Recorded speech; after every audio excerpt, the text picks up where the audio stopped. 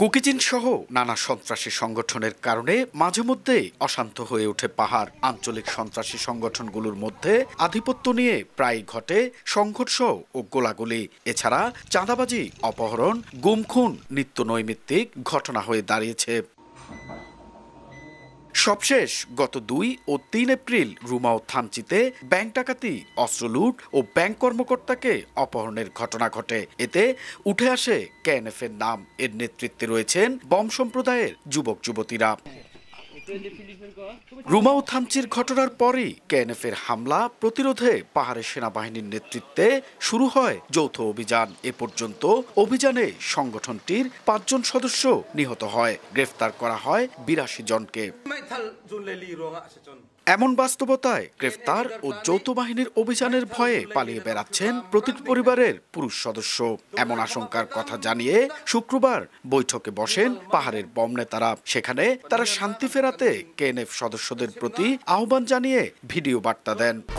1, 2, 3 ঢাকায় জমি জিতে নিন 100% ক্যাশব্যাক সহ 20 কোটি টাকার পুরস্কার। নিজস্ব ভাষায় 22 মিনিটের ভিডিও বার্তায় লুট করা অস্ত্র ফেরত দেওয়ার পাশাপাশি কেএনএফকে সন্ত্রাসী কর্মকাণ্ড পরিহার করার আহ্বান জানান তারা।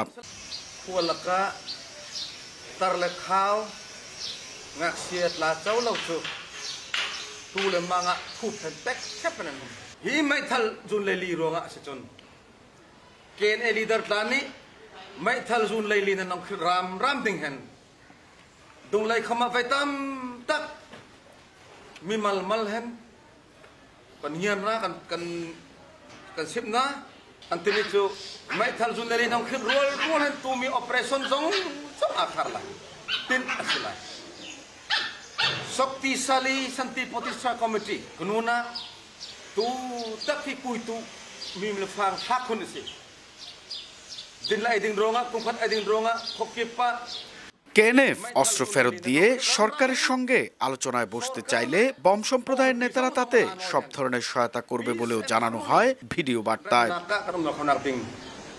এন এ জাকির, সময় সংবাদ, বান্দরবান।